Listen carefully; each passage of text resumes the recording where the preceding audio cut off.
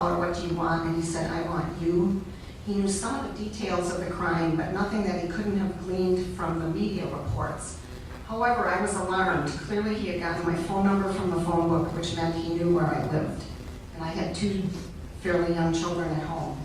So the next morning I called the sheriff's department and reported the obscene phone call. And the sheriff did 2 things. He put together a live lineup. And well, first of all, he sent Judy Dvorak, the deputy who had taken my statement, sent her to my house to kind of as protection for my children and myself. And then later in the day, he put together a live lineup. Okay, I'm sorry, I skipped this slide. This is Stephen Avery's booking photo.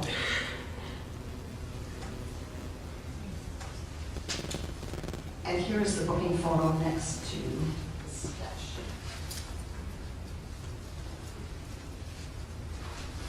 I'll come back to that slide later. I apologize.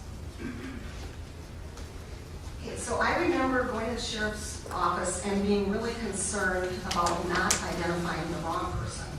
I'm already thinking, like, look, did I make a mistake on the photo lineup? So I'm given a piece of paper with the numbers 1 through 8 on it, and unfortunately I do not have a photo of suspects 1, 2, or the lineup participants 1, 2, and 3. Number 1 was about the same height as number 6. Does anyone want to hazard a guess at who I selected? Number 6. No surprise there. Number 6 is Stephen Avery. I now know, well, when I thought I had marked the paper with my selection fairly quickly, but the defense attorney at trial apparently said it took me 8 to 10 minutes that I really looked at them. And what research shows is that's a long time, and that it does not correlate to being accurate. I thought, like, ooh, I'm going to really study this, I'm going to be accurate. But at any rate, when I came to number 6, Stephen Avery, I had this visceral reaction. The hair on the back of my neck stood up. I felt the color drain from my face. I started sweating. I thought I was going to pass out practically. I just had this really gut reaction. I now know that Stephen Avery was the only person who was in both the photo array and the live lineup, and my actual assailant, Gregory Allen, was not in either lineup. So we have a perpetrator absent lineup, which is a very dangerous thing. Within a couple of weeks of my assault, I received a phone call from the Manitowoc Police Department. Now remember, it's the sheriff's department, the county sheriff, that has jurisdiction. The city cops call me and say, a detective says to me, we want to talk to you about another suspect we have in mind who's not Stephen Avery, but looks a lot like Stephen Avery. We want to ask you a few questions. Did you ever notice a car parked outside your house, or anybody watching you when you were jogging, or a car parked along your jogging route? Did you ever notice a guy standing in the doorway of the gymnasium at the YMCA when you were teaching fitness classes? And I hadn't noticed any of these things, so I said, no, I really can't say that I've noticed any of that, because the suspect they had in mind, and I was not given a name, but it was Gregory Allen, was known to stalk his victims before he attempted to assault them. So I hang up from this phone call, and I'm really shook up. I'm thinking, oh my God, maybe they got the wrong guy, and my assailant's still out there, and he knows where I live. So I call the sheriff's department, relay the conversation I had with the cops, and say to the sheriff, and I talk directly to the sheriff, what's this about another suspect? And I'm told, essentially, do not talk to the Manitowoc Police Department, it will only confuse you. Which as a female really upset me. It's like, I can't handle the conflict here. And then he said, we will check it out. Now, I learned from the Attorney General's investigation that the same detective also went to the sheriff and said, we think you need to look at Gregory Allen. This is much more his MO. And was told, we've got our guy. What the sheriff, so I make a follow-up call a couple weeks later. The sheriff said, we'll look into it. I call back, I say, did you look into it? And I'm told, oh, absolutely, the guy has an airtight alibi. He was with his probation officer at the time you were assaulted, so he can't possibly be your assailant. So I I'm feeling good, we got the right guy.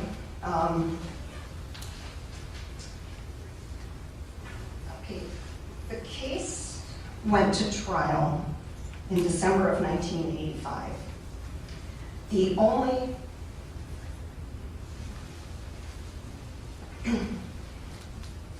only physical evidence connecting Stephen Avery and me was a hair recovered from his t-shirt that a crime lab analyst testified was microscopically consistent with my hair. Now bear in mind, this is 1985, it's pre-DNA. DNA is not used for forensic purposes at this time.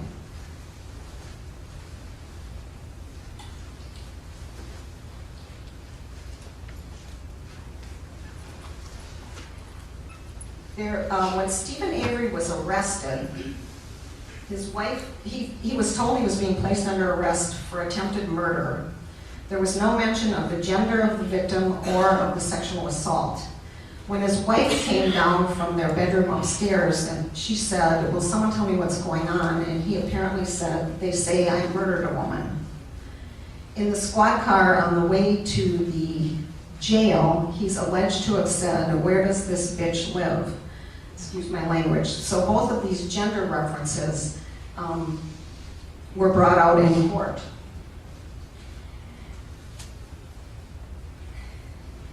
I was the first witness to testify, and I was sequestered after that. And I was on the stand for quite a while. And the DA had an interesting tactic. He actually, and again, my first experience being in a courtroom, I have no idea what trial strategy is. So he has my husband act as my assailant in front of the jury. He has my husband come up and demonstrate how my assailant grabbed me. He actually has my husband lower me to the ground and straddle over me. Great for the jury if you want an emotional response. But this really wasn't a question of whether I was assaulted. It was a question of who done it. And I didn't learn until much later that people were very surprised that the judge even allowed this. At any rate, I was the first one to testify. I testified that there was absolutely no doubt in my mind that I identified the right person. And then, I already talked about microscopic hair, right?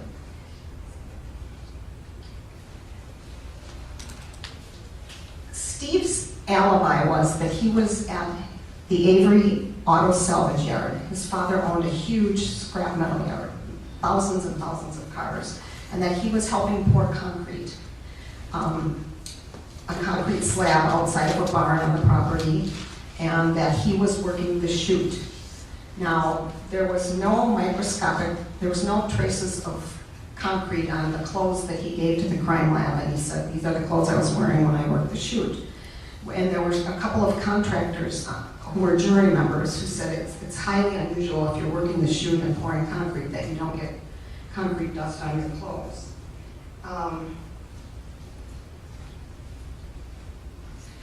So the case boiled down to a he said, she said case.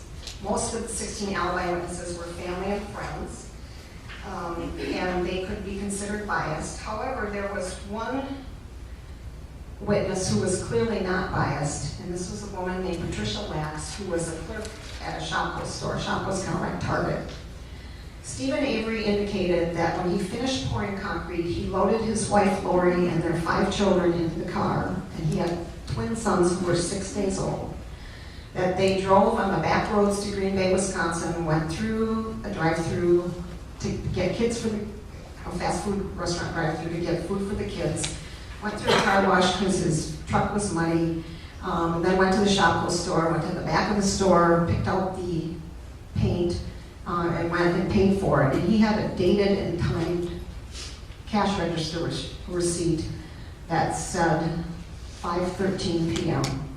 So this means, because remember I looked at my watch, the assault started at 3:52 probably. I estimated it lasted 10 to 15 minutes. So this gave him just slightly over an hour to, if he was my assailant, to run or walk a mile to the nearest place where he could have parked his car, get in the car, go to his home, pick up his 5 kids, and if you have ever babysat most of you are too young to have kids, but anyone who has kids or has babysat for kids realizes getting 5 kids who are very young into a car takes a lot of time. He testified that he then took the back roads and did all these other things. It would have been nearly impossible to do that in an hour.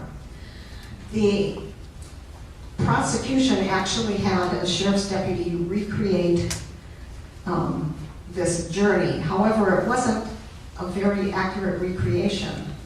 The cop left the spot where I was assaulted, ran to his vehicle, got in the car, got on the interstate, exceeded the speed limit by 10 miles per hour, but never more than 10 miles an hour, did not go to the car wash, did not go to the fast food restaurant, and made it with time to spare, like 4 minutes. To me, that's not a recreation, but the jury heard all of this.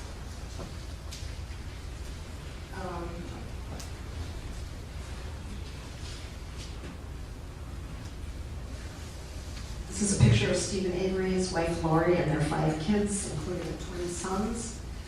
On December 14th, 1985, Steve was found guilty of first-degree attempted murder, first-degree sexual assault, and false imprisonment, and he received a sentence of 32 years. It was 15, 15, and 2 for the various charges to be served consecutively. There were a number of appeals, and every appeal for me was like being thrown back in time. I was concerned that I'd have to testify again, and it was like there was a nonstop video in my head that I couldn't turn off. During the ensuing years, I was pretty angry. My husband was very, very supportive. I'm very lucky because having been an advocate at a sexual assault resource center, this is not always the case. A lot of times significant others just don't know how to handle it, don't know what to say. My husband was very supportive. But I was angry, and I realized that my anger and hatred weren't harming the man who assaulted me. They were harming my relationships, they were harming my kids, they were harming my marriage. And I began to think about Steve and what it must be like for his wife Lori to try and raise 5 young kids on her own. Steve was a lower class person. His family, he grew up in poverty. They were barely scraping by with their auto salvage yard. And I wondered, what's Lori going through?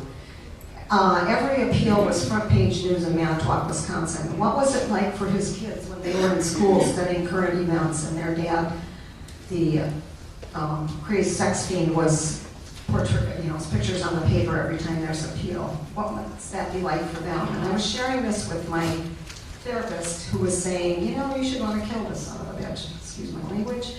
And she wasn't hearing what I was saying.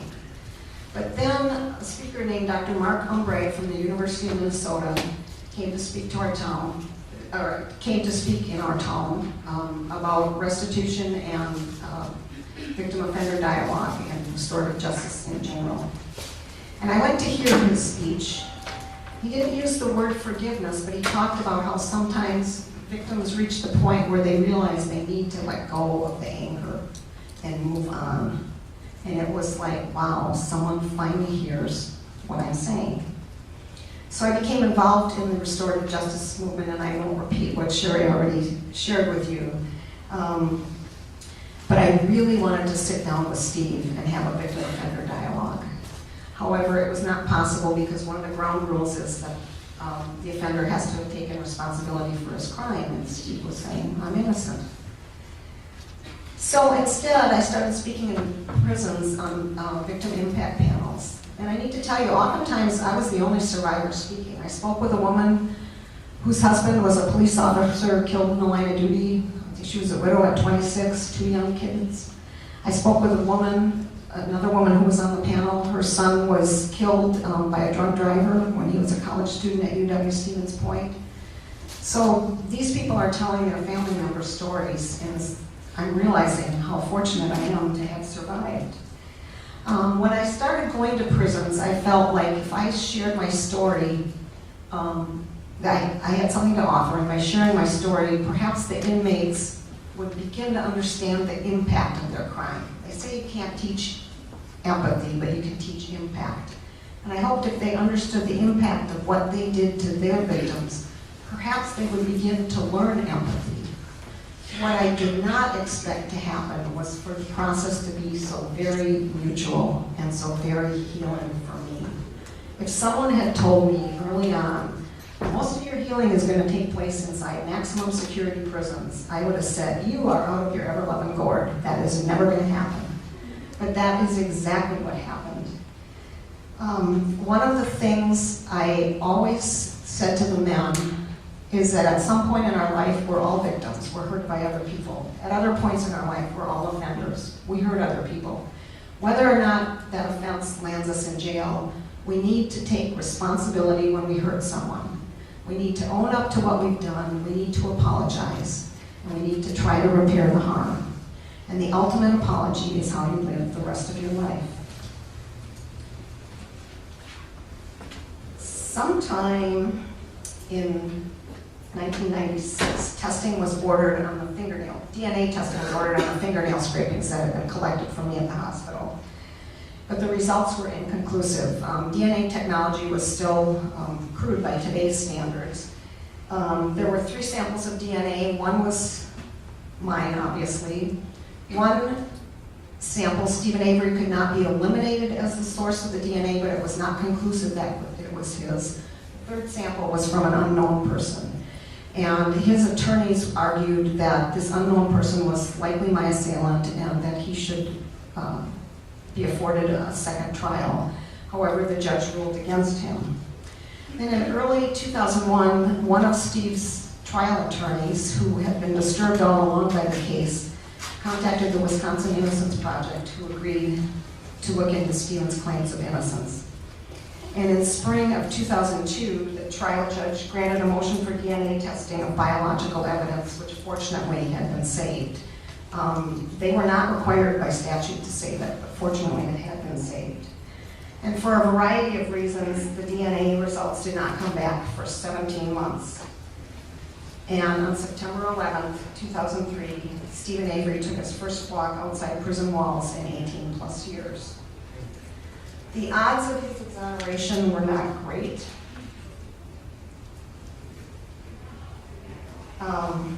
13 hairs were found on my body after the assault. They had been preserved. In order to do the PCR, polymerase chain reaction DNA testing, these hairs needed to have a root. Only 2 of the hairs had a root on them. 1 hair was mine, 1 hair was not mine, and it was not Stephen Avery's. So he was eliminated as the contributor of that hair. Not only was there an exclusion, there was a hit. And the hit was on a man named Gregory Allen. This is the man the police department had called me about and asked me if I had noticed anybody tailing me. I wasn't given a name. Following Steve's exoneration, the Attorney General of Wisconsin, at the urging of the local district attorney's office, did an investigation into what had gone wrong with the Avery case. Now, the original prosecutor, Dennis Vogel, was no longer in the office. He had gone into private practice in Madison. The sheriff had retired, but fortunately there were some real stars in the Manitowoc County DA's office. And it was at their insistence that the Attorney General agreed to conduct an investigation into what had gone wrong. And it was not until I read the AG's report that I even knew of Mr. Allen's existence and his past behavior as a sex offender. In the 6 months before I was assaulted, he had been charged with at least 6 crimes that were sexual in nature, ranging from peeping Tom activity to attempted assault. And on July 17th, 1985, the Manitowoc Police Department had placed daily surveillance on Gregory Allen because of their belief that he was becoming increasingly violent and was going to strike again. They checked on him as often as 14 times in one day.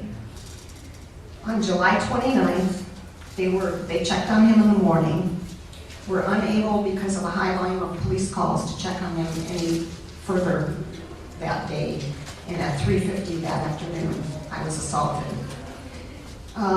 It's the very same beach where Mr. Allen had attempted to assault another woman 2 years earlier. That case had been prosecuted by Dennis Vogel, the same prosecutor who prosecuted Stephen Avery for my assault after I identified him.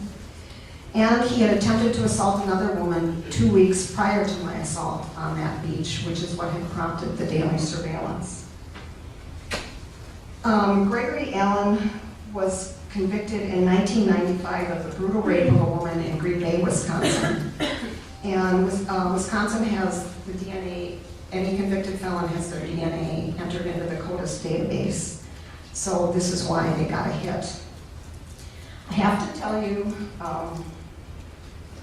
okay, the chances of a random match were 1 in 251 billion. Gregory Allen fit my description in, he actually fit the description better than Stephen Avery. He's bigger than Stephen Avery, bulkier, and he's taller than Stephen Avery. I had said that my assailant was 5'6" to 5'8" inches tall. Stephen Avery is 5'2". And I mean, I look back now and I can get into this during the question and answer period, and I think, like, why didn't the light bulb go off in court? I mean, I never stood next to him, but you look back and you wonder.